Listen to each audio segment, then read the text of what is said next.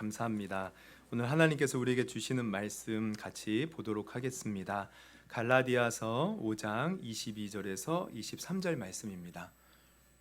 갈라디아서 5장 22절에서 23절 우리 같이 한 목소리로 봉독하도록 하겠습니다. 같이 읽습니다. 시작. 오직 성령의 열매는 사랑과 희락과 화평과 오래 참음과 자비와 양성과 충성과 온유와 절제니 이 같은 것을 금지할 법이 없느니라. 우리 한번 다시 한번 읽어볼까요? 시작. 오직 성령의 열매는 사랑과 희락과 화평과 오래 참음과 자비와 양성과 충성과 온유와 절제니 이와 같은 것을 금지할 법이 없느니라. 아멘. 아멘. 네. 할렐루야. 네, 여러분 한 주간 잘 지내셨나요? 다 얼굴들이 좋아 보이시는데 우리 한번 옆뒤 앞에 분 보면서 사랑을 축복합니다. 인사해 보겠습니다. 사랑. 감사합니다. 우리 계속해서 우리 갈라디아서 5장 22절에서 23절을 본문으로 우리 예수 안에서 열매 맺는 성도라는 제목으로 말씀을 나누고 있습니다. 벌써 이제 3주째인데요. 우리 첫 번째 열매는 사랑이었고 두 번째 열매가 사랑 희락이었어요. 그래서 우리가 지난주에 봤던 말씀이 희락에 관한 거였죠. 희락은 어떤 거였습니까? 희락은 쉽게 말하면 기쁨이에요. 근데 어떤 기쁨이냐면 구원의 기쁨. 그래서 이 기쁨은 특이한 것이 우리가 힘들고 어려운 이 현실 속에서도 이 구원의 은혜를 기억하면서 기뻐할 수 있다는 거예요. 감사할 수 있고. 그래서 이 기쁨의 열매를 맺는 사람들은 정말 힘들고 어려워도 어떤 상황 속에서도 흔들리지 않고 주님과 함께 동행하면서 내게 주어진 그 길, 좌로나 우로나 치우치지 않고 저 천국을 향해서 감사함으로 걸어가는 그런 하나님의 귀한 자녀로 살아갈 수 있다는 것입니다. 여러분 이 기쁨의 열매, 여러분 한 주간 잘 맺으셨나요? 아멘. 한번 옆에 확인해 보십시오. 기쁨의 열매가 맺어졌나? 얼굴에 다 보여요. 정말 기쁨이 넘치네요. 우리 삶 속에 기쁨이 넘치기를 주님의 이름으로 축원합니다. 오늘은 우리 계속해서 본문 갈라디아서 5장 22절에서 23절을 제 본문으로 우리 예수 안에서 열매 맺는 성도 세 번째 말씀 화평에 대해서 나누려고 합니다. 우리가 지난주에 희락에 대해서 나눴는데요. 사실 제가 그 희락을 말씀드리기 전에 한 가지 또 말씀드린 게 있어요. 그것은 우리 열매라는 것은 우리가 구원받은 사람이 맺는 거라는 거예요. 그러니까 구원받은 사람만이 맺어져요. 그래서 이 열매를 통해서 우리는 그 사람이 구원받았는지 안 받았는지를 또한 확인할 수 있다는 거예요. 우리 예수님도 마태복음 7장에 그들의 열매로 그들을 알지니라 말씀하셨잖아요. 열매가 맺어지신 거 볼 때 이 사람 구원받은 사람이구나 알 수 있다는 거예요. 그런데 제가 이제 지난주에 가만히 생각해 보니까 한 가지 이제 놓치고 말씀드리지 못한 것이 있는데, 여러분 열매는 구원받은 사람이 맺는 거예요. 그러나 우리가 오해하지 말아야 될 것은 열매를 맺어야 구원받는 것은 아니라는 겁니다. 이 말은 구원의 조건이 되는 것은 아니에요. 내가 열매를 맺어야 구원받는다. 열매가 없으면 구원 못 받는다. 이건 아니라는 거죠. 여러분 우리가 항상 이 기독교의 진리, 성경의 진리에서 우리가 늘 명심하고 기억하고, 이것은 어디 가서 타협의 여지가 없어요. 늘 우리가 기억해야 될 것은 우리의 구원은 오직 하나님의 은혜로 예수님을 믿음으로 구원받는 거예요. 그 어떤 조건도 없어요. 내가 선한 일을 하고 착한 일을 해서 구원받는다? 아닙니다. 우리는 죄인이었잖아요. 근데 예수님이 먼저 우리를 위해서 십자가에 달려 죽으시고 부활하신 그 은혜를 내가 믿을 때 구원받는 거야. 오직 구원은 믿음으로 말미암아 되어진다는 거. 왜? 이거는 우리가 어디를 가나 이거는 아주 분명한 진리입니다. 그래서 이 진리만 우리가 제대로 알고 있잖아요. 그러면은 다른 이단들이 분별이 돼요. 이 예수 오직 믿음으로 구원받는 하나님의 은혜로. 여러분 그러면은 이 진리에서 벗어난 주장들은 뭐가 있겠어요? 예수 말고 우리가 다른 거 믿으면 구원받을 수 있다. 이것도 잘못된 것이고, 또 우리가 믿음으로 구원받는데 야, 너 착한 일 해야 돼. 그렇게 나쁘게 살면 구원 못 받아. 근데 이게 맞는 말 같지만 이게 사실은요 잘못된 진리예요. 너 이번에 이런 죄 졌으니까 너 구원 못 받아. 그러면 죄 안 져야 구원 받는다는 말 아니에요. 이것도 잘못된 거예요. 우리가 어디를 가나 오직 우리는 믿음으로 하나님의 은혜에 인하여 구원을 받는다. 여러분 이 복음의 진리를 우리는 항상 명심할 수 있기를 주님의 이름으로 축원합니다. 그래서 열매도요. 이게 내가 열매를 맺어서 구원받는 게 아니에요. 이것은 내가 구원받은 은혜를 기억할 때 맺어지는 결과물이라는 거예요. 내가 정말 구원받은 그 은혜를 기억하면서 하나님께 감사하며 기뻐하며 찬양하며 예배드리며 살았더니 내 삶 가운데 이 열매가 맺어지더라는 거죠. 그러니까 우리가 신앙생활을 열심히 하는 이유는요, 내가 구원받았기 때문에 열심히 하는 거지 내가 구원받기 위해서 열심히 하는 것은 절대 아닙니다. 여러분 이 순서, 이 분명한 진리를 우리는 분명히 깨닫기를 주님의 이름으로 축원합니다. 그래서 사실 제가 이제 그 구원받고 나서 정말 하나님의 은혜를 체험하고 나서 제가 어떤 전래 동화를 통해서 큰 깨달음을 얻은 적이 있어요. 아마 제 설교를 이제 계속해서 오랫동안 들어보신 분은 여러 번 들어보셨을 텐데, 여러분 은혜 갚은 까치 이야기 알죠? 네. 참고로 이 전래 동화는요, 제가 찾아보니까 전라북도 진안군 동양면 능금리에서 전해지던 이야기라고 해요. 그래서 이야기가 뭡니까? 옛날에 한 선비가 한양으로 과거를 보러 가요. 근데 가는 길에 산속에 막 까치들이 짹짹짹짹 와 울부짖는 소리가 들리는 거예요. 무슨 일인가 봤더니 한 구렁이가요, 그 까치 새끼를 잡아먹으려고 나무 위를 타고 올라가는데 어미가 어찌할지를 모르고 거기에서 막 짹짹짹 하면서 울고 있는 거예요. 어떻게 해요? 선비가 불쌍한 마음이 들어서 마침 자기가 가지고 있는 활을 가지고 그 구렁이를 죽입니다. 그리고 이제 가던 길을 가요. 근데 그만 이 산속에 가다가 묵을 곳이 없는데 밤을 맞이한 거예요. 산속에서 밤을 맞이할 수는 없잖아요. 그래서 어떻게 할까? 그런데 저기 멀리서 불빛이 보여요. 그 불빛을 따라갔더니 아니 산속에 희한하게 기와집이 하나 있는 거예요. 그래서 이상하다 생각하고 어쨌든 묵어야 되니까 이제 두들겼어요. 근데 또 희한하게 한 소복 입은 한 예쁜 처자가 나오는 겁니다. 그래서 이 산속에 혼자 왜 이렇게 살까 궁금했지만 어쨌든 하룻밤을 지내야 되니까 이렇게 부탁을 하고 이제 이렇게 한 방에서 이제 하룻밤을 지내요. 처자가 차려주는 맛있는 음식도 먹고 배가 불러서 이제 피곤함에 졸음이 와서 이제 깊은 잠에 빠졌는데 자다 보니까 숨이 오는 겁니다. 이게 왜 그럴까 깨어보니 큰 구렁이가요 자기 몸을 칭칭 감고 있는 거예요. 그러면서 그 구렁이가 하는 말이 뭐예요? 야, 네가 낮에 죽인 그 구렁이 내 남편이다. 내가 원수를 갚겠다. 어떻게 합니까? 사실 억울한 거죠. 자기가 이 구렁이한테 무슨 원한이 있어서 그런 것도 아니고 까치 새끼가 불쌍해서 그런 건데, 그래서 부탁을 해요. 아니 내가 당신 남편이 뭐 원한이 있어서 그런 것이 아니오. 내가 그저 까치 새끼들이 불쌍해서 그랬던 건데 제발 한 번만 살려주시오.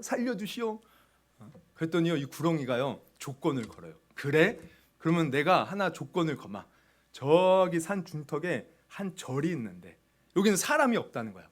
근데 그 절에 있는 종이 만약 3번 울리면, 날이 새기 전까지 울리면 내가 너를 살려주겠다. 아니 사람이 없는 그 절에 누가 이 밤중에 종을 치겠습니까? 이제 선비가 내가 이제 죽은 목숨이구나. 그래서 날이 새기를 그냥 절망 가운데 기다리고 있는데요. 어떤 일이 발생해요? 땡. 희미하게 종이 울리는 거예요. 두 번째 땡. 더 크게 들리는 거예요. 또 한 번 땡. 확실하게 분명하게 3번 딱 들리는 거죠. 구렁이가 아니 내가 원수 갚아야 되는데 그러면서 원통한 마음을 품고 그래도 약속대로 놓아줘요. 선비가 이게 어떻게 된 일인가 달려가 봅니다. 근데 거기에 어떤 일이 벌어져요? 종 옆에요 그 낮에 구해줬던 그 까치 새끼들의 어미 까치가요 그냥 머리에 피를 흘리고 죽어 있는 거예요. 그래서 이게 뭘 말합니까? 작은 이러한 미생물도 은혜를 기억하여 갚을 줄 알거든.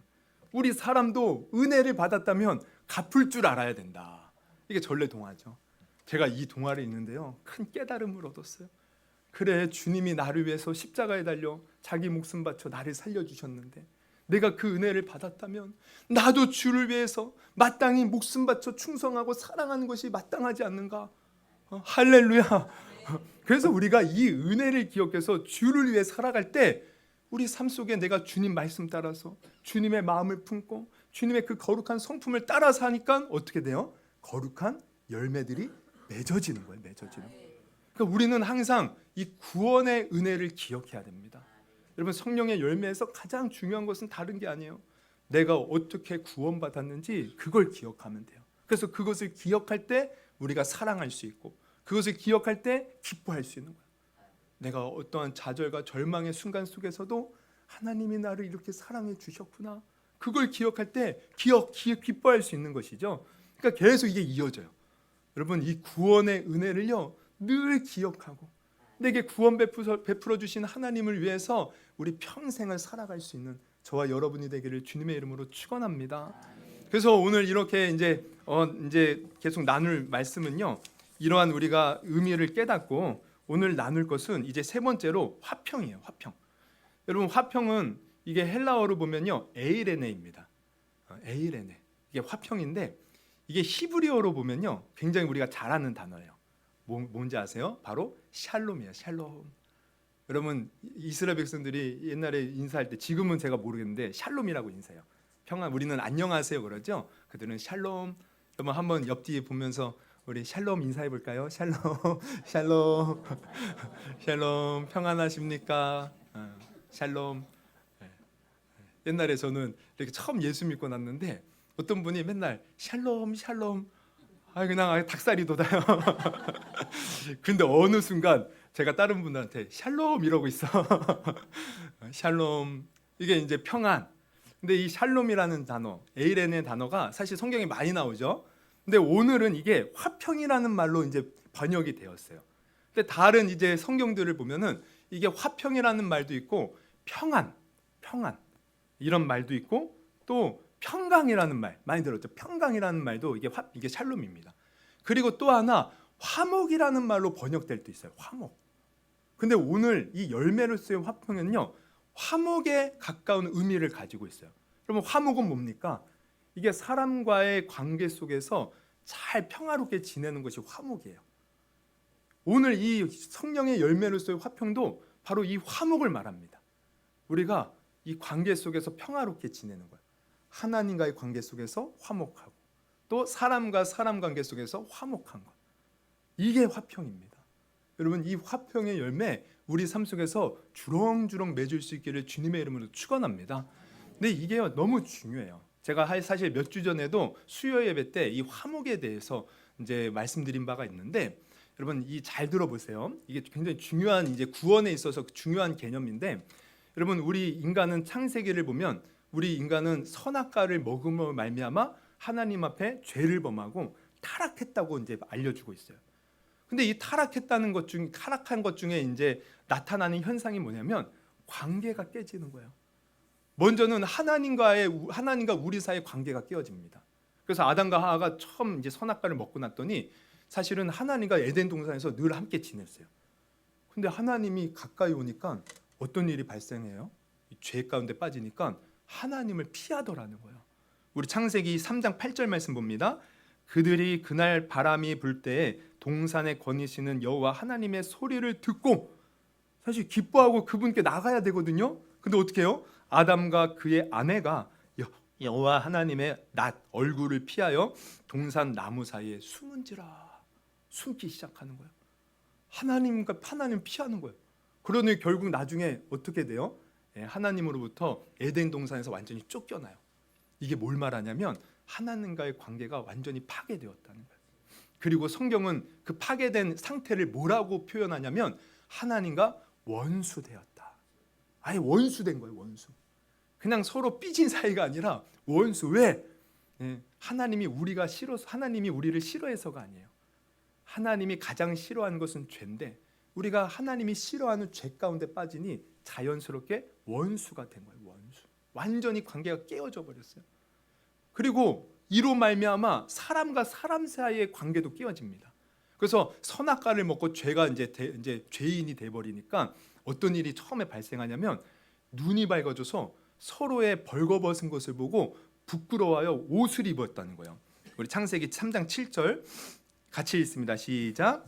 이에 그들의 눈이 밝아져 자기들이 벗은 줄을 알고 무화과 나무 잎을 엮어 치마로 삼았더라. 예, 처음에는요 서로 벌거벗었음에 부끄러운 게 없었어요.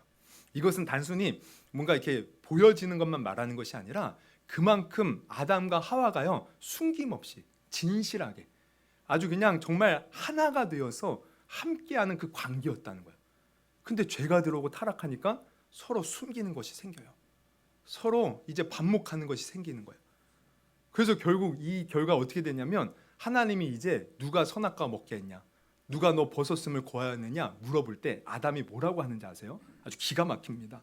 3장 12절 창세기 아담이 이르되 하나님이 주셔서 나와 함께 있게 하신 여자 그가 그 나무 열매를 내게 주므로 내가 먹었나이다. 여러분 이 말의 뉘앙스가 뭐냐면 아니 하와는요 아내예요 아내. 그럼 그 아내 하나님이 너 왜 그랬니? 그러면은 아니 우리 아내가 먹으라고 했는데 제가 잘못했습니다 이러면 되거든요.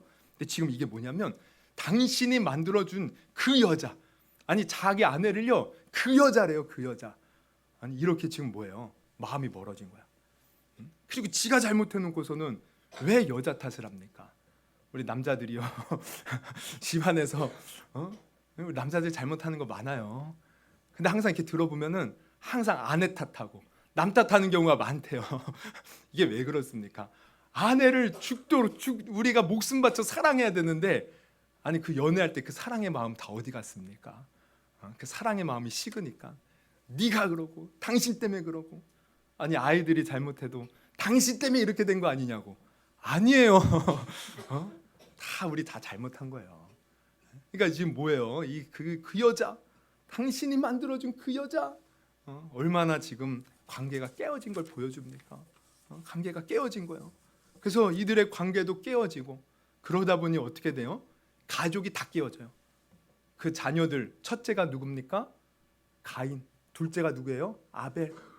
에덴 동산에서 나가서 지낼 때 가인이 아벨을 돌로 쳐 죽이는 사건이 벌어지더라는 거예요. 뭡니까? 인간이 죄로 말미암아 타락하니까 사람과의 모든 관계들이요 이렇게 다 박살난 거예요. 다 조각조각 깨어진 거예요. 여러분 우리가 삶을 살다 보면 어때요? 사실 우리를 가장 힘들게 하는 것은 사람과의 관계예요. 얼마나 많은 관계들이 다 깨어져 있는지 몰라. 이 세상을 보면 이게 다 우리 인간이요 죄 가운데 타락했다는 증거입니다. 그래서 우리 지구 역사상 인류학자들이 하는 얘기가 뭔지 아세요? 지구 역사상 전쟁이 없던 때를 이렇게 계산해 보니까 한 달도 채 안 된다는 거예요. 늘 끊임없이 전쟁이 일어났다는 거예요. 여러분 지금도 그러잖아요. 우리는 늘 평화 얘기하지만 지금도 얼마나 많은 분쟁, 내전, 전쟁이 있습니까? 우리 총 막 싸우는 것뿐만 아니라 우리 사회를 보세요. 그냥 수없이 많은 사람들이 서로 갈등하고 미워하고 남을 막 짓밟고 이러한 수많은 이 관계의 깨어짐들이 우리 삶 속에 보여지더라는 거예요.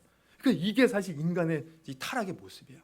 우리는 이 관계 속에서 불행하고 이 관계의 깨어짐 속에서 서로 죽고 죽이고 이런 아픔을 겪고 상처와 이런 고통을 당하며 살아가는 거예요. 그런데 우리가 보면 예수님이 이제 우리를 위하여 구원하러 이 세상에 오셨잖아요. 근데 이 구원의 의미에 어떤 의미가 있냐면 바로 이렇게 깨어진 관계를 회복한다는 것이 구원의 의미에 담겨져 있는 거예요. 그래서 예수님은요 우리의 죄를 대속하기 위한 대속물로도 오셨지만 우리의 이 모든 관계를 깨어지기 위한 화목제물로도 오셨다는 거예요. 화목제물.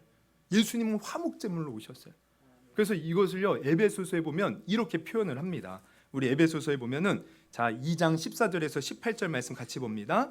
그는 우리의 화평이신지라 둘로 하나를 만드사 원수된 것 곧 중간에 막힌 담을 자기 육체로 허시고 법조문으로 된 계명의 율법을 폐하셨으니 이는 둘로 자기 안에서 한 세 사람을 지어 화평하게 하시고. 이게 무슨 말이냐면 이 둘로 하나가 되고 화평하게 만들었다. 여기서 둘은 뭐냐면 당시에 이제 기독교인들 이 초대교회 이때는요 두 부류로 나눠져요. 바로 유대인 그리스도인 그리고 이방인 그리스도인. 근데 이 둘이요 별로 이 문화가 다르고 자란 환경이 다르니까 하나 되지 못하는 거예요. 근데 지금 이 사도 바울이 말하는 것은 우리는 예수 안에서 하나 되었다. 하나 되었다. 그러니까 결국 이게 사람과 사람 사이에서 하나 된 걸 말하는 겁니다. 우리는 이제 예수 믿으면 예수 안에서 모든 사람이 이 예수 안에서 하나 될 수 있는 거예요. 화평을 이룰 수 있는 거예요. 주님이 이것을 이루러 오신 거예요. 또 계속해서 보면 십자가로 이 둘을 한 몸으로 하나님과 화목하게 하려 하심이라 원수된 것을 십자가로 소멸하시고 또 오셔서 먼 데 있는 너에게 평안을 전하시고 가까운 데 있는 자들에게 평안을 전하셨으니 18절 같이 읽습니다. 시작. 이는 그로 말미암아 우리 둘이 한 성령 안에서 아버지께 나아감을 얻게 하려 하심이라. 아멘. 아버지께 나아가서 또 아버지와 화목을 이룬다는 겁니다. 그러니까 예수님의 구원의 이 의미 속에는 이렇게 화목을 이룬다는 의미가 담겨져 있어요. 먼저는 하나님과 우리가 화목하고 나아가서 우리 모두가 하나님에서 화목하는 거예요. 여러분, 내가 정말 구원받았다면 이 화목의 은혜를 누릴 수 있기를 주님의 이름으로 축원합니다. 이 화목의 은혜. 여러분, 우리가 사람과 하나님과 화목할 때 진정 기쁨과 행복을 누릴 수가 있어요. 우리의 행복은요, 상대적인 거예요. 나 혼자 뭐 똑똑하고 나 혼자 성공하고 나 혼자 잘 된다고 행복할 줄 아세요? 그렇지 않습니다. 내가 높은 곳에 올라갈수록 우리가 보면은 외로워요. 왜냐하면 그만큼 다른 사람과 관계를 제대로 하지 못하고 내가 오직 성공만을 위해서 달려가니까. 그래서 나중에 높은 곳에 올라간 사람들이 아주 외로움과 절망, 허무함에 사로잡히는 경우가 많아요. 왜? 관계들이 다 깨어져 있는 거예요. 여러분, 우리의 행복과 우리의 진정한 기쁨은요, 사실 관계 속에서 맺어집니다. 그래서 우리가 구원을 받았다면 이제 예수 안에서 하나님과 화목하고 사람과 화목한 이 삶을 살아야 돼요. 이게 의무가 아니라 이거는 마땅한 거고 이게 나를 위한 겁니다. 그래서 먼저는 이 화평의 열매는 하나님과 화평한 거예요. 하나님과 화목을 누려야 돼요. 할렐루야. 여러분, 하나님과 우리가 언제나 화목을 누릴 수 있기를 주님의 이름으로 축원합니다. 우리 말씀 봅니다. 우리 로마서 5장 1절 같이 읽습니다. 시작. 그러므로 우리가 믿음으로 의롭다 하심을 받았으니 우리 주 예수 그리스도로 말미암아 하나님과 화평을 누리자. 또 우리 고린도서 5장 20절, 제가 잘못 표기했는데 20절입니다. 시작. 그러므로 우리가 그리스도를 대신하여 사신이 되어 하나님이 우리를 통하여 너희를 권면하시는 것 같이 그리스도를 대신하여 간청하노니 너희는 하나님과 화목하라. 여러분, 우리는 하나님과 늘 화목해야 돼요. 이게 우리의 기쁨이고 행복이에요. 그래서 그러면 우리가 어떻게 하나님과 화목을 유지하며 살 것인가? 이 화목을 유지하는 것에 대해서 우리가 생각해 보면, 우리가 지난주 말씀을 다시 한번 우리가 생각해야 되는데, 여러분, 우리가 구원을 받으면 기쁨을 누린다고 했잖아요. 그러니까 왜 기쁨을 누린 줄 아세요?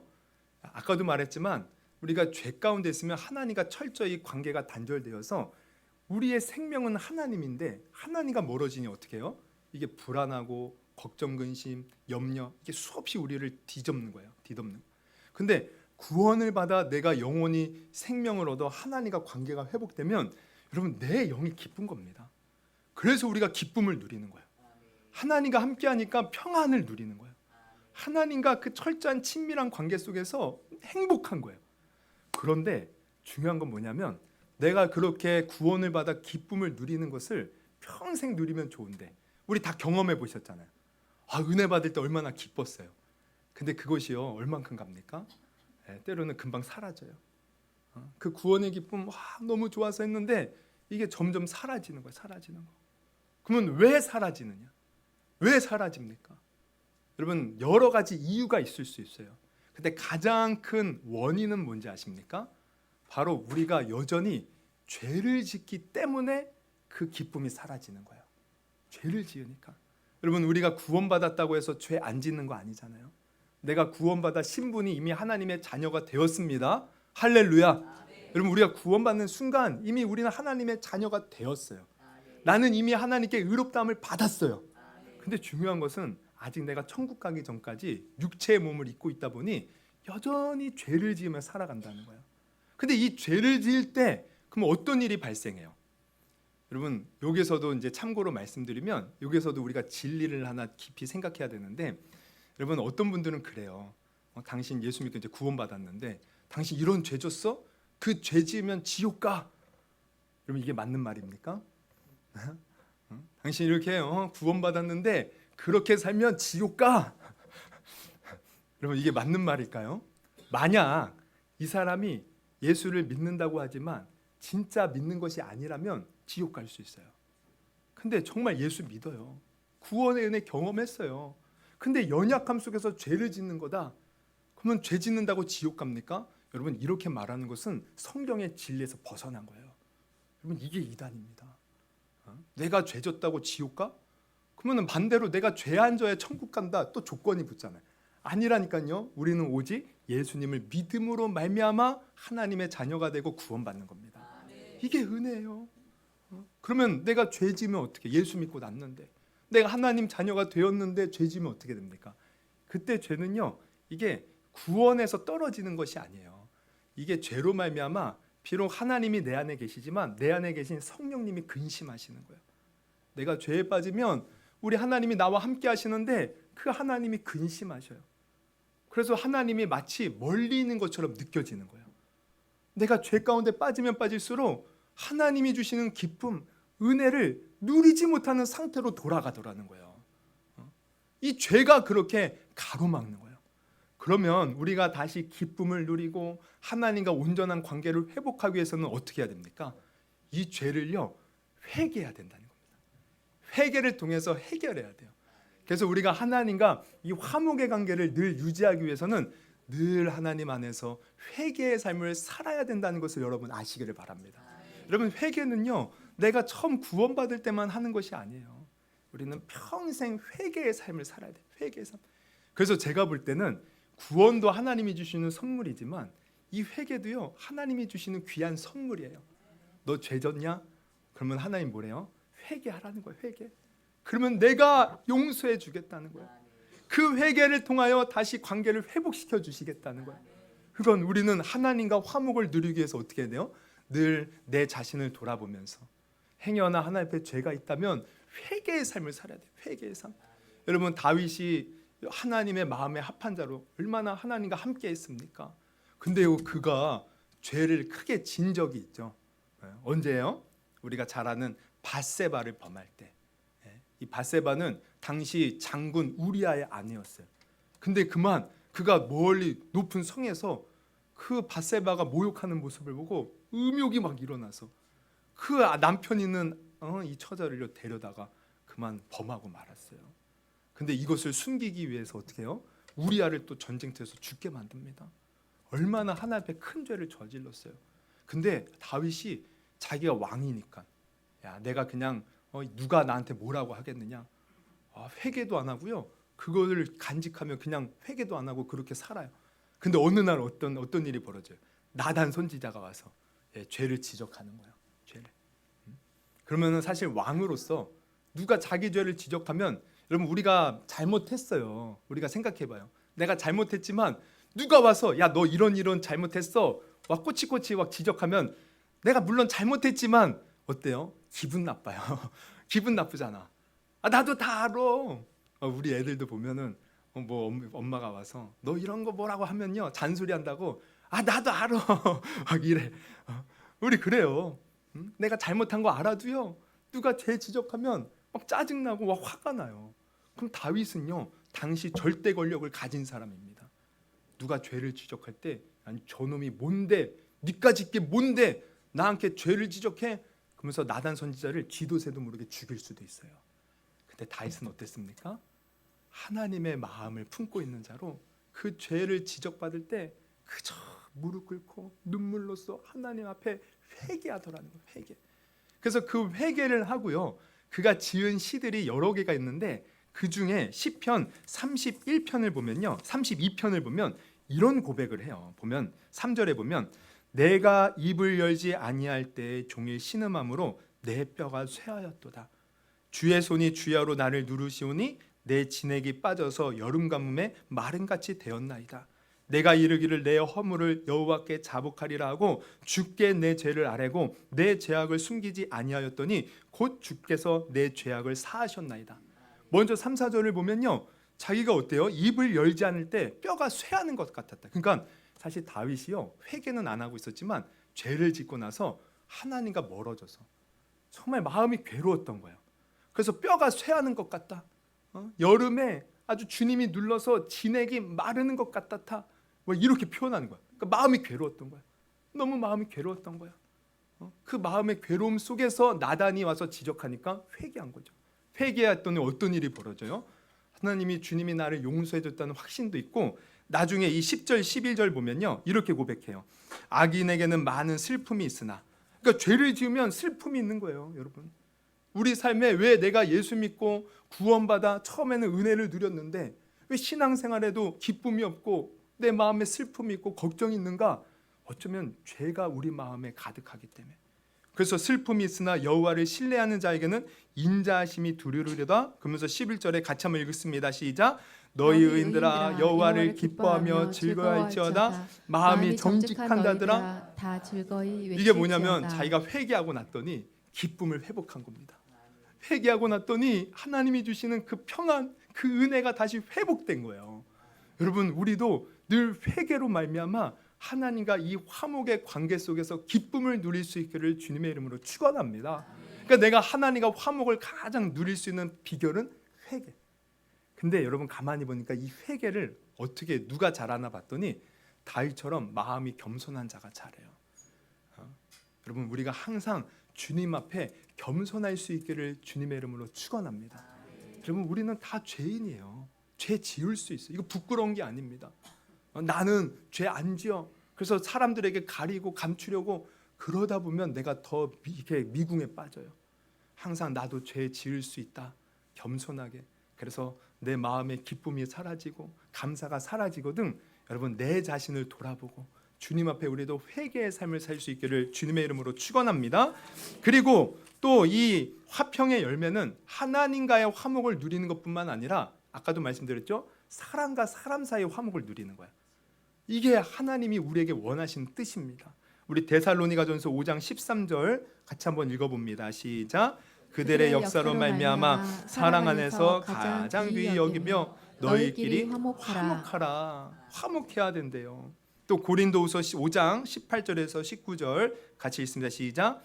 모든 것이 하나님께로서 났으며 그가 그리스도로 말미암아 우리를 자기와 화목하게 하시고 또 우리에게 화목하게 하는 직분을 주셨으니 곧 하나님께서 그리스도 안에 계시사 세상을 자기와 화목하게 하시며 그들의 죄를 그들에게 돌리지 아니하시고 화목하게 하시는 말씀을 우리에게 부탁하셨느니라. 그리고 히브리서 12장 14절 시작. 모든 사람과 더불어 화평함과 거룩함을 따르라. 이것이 없이는 아무도 주를 보지 못하리라. 그러니까 우리는 주님 안에서 구원받으면 이제 서로 화평해야 돼요. 그리고 이 일을 위해서 힘써야 돼요. 이것은 우리가 하나님 안에서 사는 하나님의 뜻이며 의무입니다. 여러분, 항상 모든 사람과 더불어 화평하고 화목을 누릴 수 있기를 주님의 이름으로 축원합니다. 그런데 중요한 건 뭐예요? 이게 실상은 이게 쉽지 않다는 거예요. 사랑과 화목을 누리는 것 얼마나 어렵습니까? 정말 힘들어요. 왜? 원인이 무엇일까? 물론 많은 원인이 있겠죠. 많은 원인이 있어요. 정말 상대방이 정말 객관적으로 누가 봐도 잘못하기 때문에 화목을 누리지 못할 수가 있어요. 그리고 여러 가지 우리가 오해로 말미암아 이 어떤 이해관계 속에서 화목하지 못할 수가 있어요. 수없이 많은 이유가 있을 수 있습니다. 그러나 우리는 항상 기억해야 될 건 뭐냐면 그럼에도 불구하고 우리 하나님이 우리에게 원하시는 뜻은 모든 사람과 더불어 화목하고 화평하기를 원하신다는 거예요. 물론 나는 화목하기를 원하지만 상대방이 거절해서 나를 떠난다면 어쩔 수 없죠. 근데 우리 마음속에는 그럼에도 불구하고 화목한 마음을 품어야 돼요. 그 사람에 대해서. 내가 먼저 미워하고 내가 먼저 원수 맺고 내가 먼저 싫어하는 것은 하나님의 뜻이 아닙니다. 그러면 내가 항상 모든 사람과 더불어 마음으로 행동으로 화목을 누리고 화평을 하려면 어떻게 해야 돼요? 그 비결은요, 아까 제가 처음에 말씀드렸듯이 구원의 은혜로 다시 돌아가야 돼요. 내가 어떻게 구원받았는가? 내가 죄인일 때 하나님이 먼저 나를 사랑해 주셨잖아요. 우리는 하나님과 원수였는데 하나님이 먼저 우리를 찾아와 주셔서 우리를 위해 죽으시고 우리에게 믿음을 주시고 우리를 구원해 주셨잖아요. 그거를 우리가 기억할 때, 그것을 다시 한번 내가 깨달을 때, 그 은혜로 내가 사로잡힐 때 여러분 다른 사람을 용서하고 받아주고 화목을 누릴 수 있음을 여러분 오늘 분명히 깨닫기를 주님의 이름으로 축원합니다. 다른 방법이 없어요. 제가 예전에 큰 교회에서 사역을 할 때가 있어요. 근데 거기에 이제 유명한 이 집사님이 계셔요. 이제 그분은 이렇게 찬양팀도 이끌어 가시고 그러면서 이제 간증으로 유명하거든요. 이제 그 간증이 어떤 간증이냐면 간단히 이제 소개를 드리면 이분은 어렸을 때 아버지가 이제 술만 먹으면 엄마하고 자녀들이며 이제 막 때린 거예요. 폭력을 행사했어요. 그래서 늘 구타를 당하면서 어려운 이제 어린 시절을 보냅니다. 불우한 어린 시절을. 그러면서 늘 아버지에 대한 아주 그냥 이제 이를 갈면서 크면 내가 아버지 죽이겠다고. 그러면서 한 가지 이제 마음에 결단한 건 뭐냐면 아버지가 맨날 술만 먹으면 그러니까 나는 결단코 크면 술 안 마시리라. 안 마시리라. 근데요. 이제 대학을 가게 돼요. 근데 대학에 딱 가서 신입생 환영회를 하는데 선배들이 옛날에는 억지로 술 먹이잖아요. 근데 그 술을 딱 먹는 순간 술이 그렇게 달콤하더래요. 그때부터 이제 술에 빠지는 거예요, 이 사람도. 그래서 완전히 알코올 중독자가 돼버려요. 그냥 하루 종일 술 먹고 밤새도록 술 먹고 낮에 술 취한 채로 수업 들어가고 막 그러면서 알코올 중독자. 근데 하루는 그렇게 술에 취해서 길거리를 걸어갔는데 피를 토해요. 그리고 밑으로 또 피도 하혈을 해요. 그러면서 쓰러졌어요. 병원에 실려갔습니다. 병원에서 말해요. 계속 이렇게 술 먹으면 장기가 다 녹아 썩어가지고 곧 당신 죽을 겁니다. 근데 더 큰 문제는 뭐냐면 그렇게 사망 진단을 받았는데도 술을 끊을 수가 없는 거예요. 이 금단 현상에 술을 안 먹어야지 온몸이 떨리고 안 먹으면 불안해서 견딜 수가 없어요. 그래서 참다 저녁이 되면 술을 먹어요. 그러면 또 아침에 되면 깨어날 때 내가 왜 술 먹었지? 내가 또 죽어가는구나. 너무 괴로운 거야. 끊고 싶지만 끊을 수가 없고. 여러분 우리가 인생의 사실 이 굴레가 이렇습니다. 우리 인생의 사실 다 그래요. 나는 이렇게 살고 싶은데 안 되잖아요. 나는 정말 잘해보고 싶은데 안 되잖아요. 안 되는 거예요. 여러분 이럴 때 우리는 어떻게 하시겠습니까? 이분이 이렇게 절망 가운데 있을 때 근데 친척 중에 이제 교회를 다니시는 분이 있었던 거죠. 그래서 전도를 해요. 너 이러지 말고 가서 예수님 믿자고. 그래서 예수님 어렸을 때 자기가 이렇게 아빠한테 맞고 나면 이제 피신했던 곳이 교회였어요. 그래서 교회에 대한 좋은 기억이 있어서 그래 교회 가자. 갔어요. 그런데 은혜가 있습니까? 그러던 어느 날 이제 청년의 수련회가 있었던 거예요. 수련회. 그래서 이제 수련회 이제 가서 그 기도원에 가서 이제 수련회에 참석하는데 다른 청년들은 다 소망과 희망이 부풀어서 기쁜 마음으로 왔어요. 근데 자기는 절망인 거야. 그 절망 속에서 수련회를 참석하는데 기적적으로 그곳에서 하나님을 만납니다. 그 예수님의 그 은혜를 체험해요. 그리고 그 병들어 있던 몸도 치유받는 놀라운 은혜를 경험해요. 그래서 그 은혜를 받고 나서 이제 완전히 딴 사람이 되어지고 이제는 그 은혜 속에서 주님을 위해 살아야지. 그러면서 맨날 예배드리고 기도하고 말씀 보고 과거에 그 잘못됐던 모든 삶을 청산하고 그렇게 주님을 위해 살아가요. 그리고 주님이 주신 은혜로요. 이 청담동에 작은 이 샵을 이제 그 스포츠 마사지 샵을 이제 개업을 하는데 주님의 은혜로 잘 되는 거예요. 하루하루 행복한 삶을 살고 있는데 어느 날 연락이 이제 전화가 한 통이 와요. 그것은 아버지가 그 옛날에 괴롭혔던 아버지가 뇌졸중으로 쓰러져서 죽어가고 있다는 거예요. 근데 그 전화를 딱 받는 순간 그 마음속에 그 옛날에 품었던 분노가요 다시 일어나는 겁니다. 그 원수 같은 인간. 예수 믿고 거듭났지만 이 마음의 울분은 사라지지 않았던 거예요. 그 아버지라는 앞자라는 뜻만 들어도 막 속이 불타오르는 거죠. 근데 어쨌든 아버지가 죽어가고 있다는 거 하니까 그래 원수 같은 인간 욕이라도 해줘야겠다. 마지막으로 아버지를 보려고 병원에 갑니다. 병원에 가서 아버지가 있는 병실의 문을 딱 열었어요. 쓰러져 있는 아버지 딱 보는 순간 자기는 막 욕해 죽으려고 갔는데 근데 순간요 성령님께서 이런 감동을 주시는 거예요. 네 아버지가 죽어가고 있는데 지금 죽으면 어디 가겠니? 어디 가겠니? 자기가 예수님의 은혜를 깨닫고 보니 예수 믿지 않으면 지옥 가잖아요. 그 불타는 지옥이 느껴지는 거예요. 순간 자기 마음을 주체하지 못하고 뛰쳐나갔어요. 화장실에 가서 창문을 열어놓고 하나님께 소리치며 기도하는 거예요.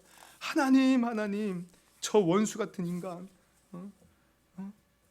아버지가 나와 우리 엄마에게 행했던 짓을 생각한다면 저런 인간 지옥 가도 되겠지만, 근데 하나님, 나 같은 죄인도 주님께 사랑받아 이렇게 천국 백성 되었는데 우리 아버지 너무 불쌍해요. 아버지 용서해 주시고 그 아버지도 천국 갈 수 있도록 주님 도와주세요. 아버지 하면서 기도했다는 거야. 그 순간 마음속에 아버지를 향한 용서의 마음이요, 아니 그 분노의 마음이 싹 사라지면서 용서가 되더라는 거예요. 그 즉시로 가서 아버지를 지극정성 돌봐요. 이제 온몸이 전신마비가 되어서 휠체어를 타고 다니는데도 그 아버지 항상 돌보면서 아버지에게 복음을 전했다는, 복음. 아버지 예수 믿으셔야 돼요. 아버지가 어렸을 때 저에게 했던 그 모든 일 다 주님의 이름으로 용서할게요. 아버지 예수 믿고 천국 갈 자신 있으시죠? 아버지가 고개를 끄덕끄덕. 그래서 이 아버지를 결국 예수 믿고 천국 가는 일에 정말 그렇게 섬겨주고 사랑으로 품어줬다는 겁니다. 여러분, 그러니까 우리가요, 사실 사람을 용서하고 내가 그 마음으로 화해를 하는 것은 우리의 힘으로 할 수 없어요.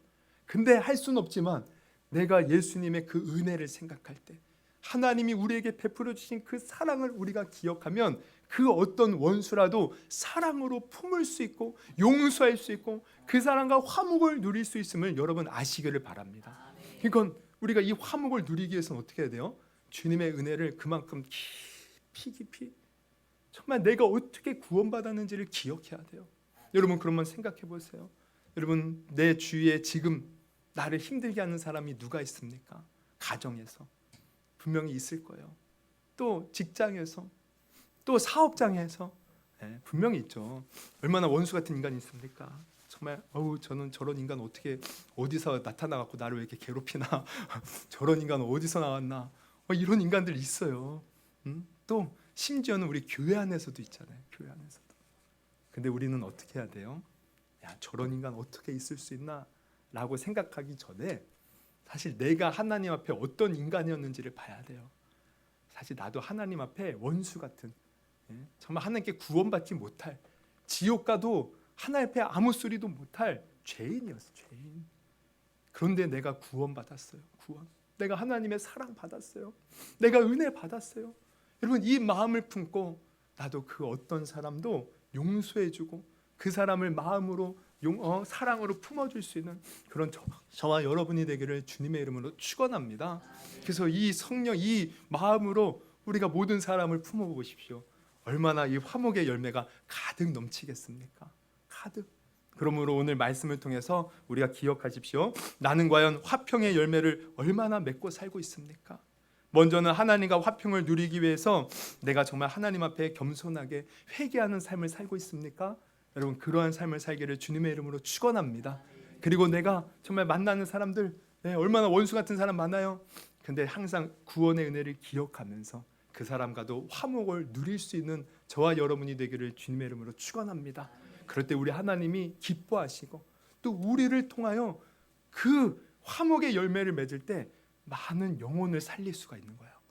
우리 영혼 구원의 그 사명을 우리가 이 화평의 열매를 통해서 또 하나님 앞에 올려드릴 수 있는 그런 저와 여러분이 되기를 주님의 이름으로 축원합니다. 우리 한번 눈을 감으시고 기도하기를 원합니다.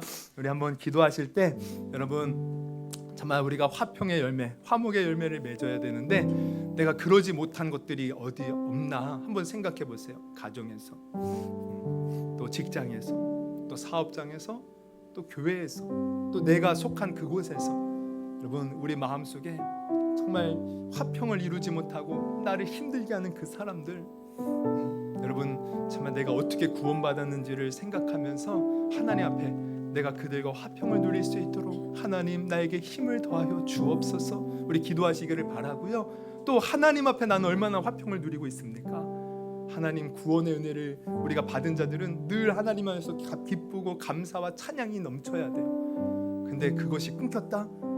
다른 수많은 원인이 있을 수 있지만 내가 주님 앞에 겸손하게 회개치 못해서 그래요.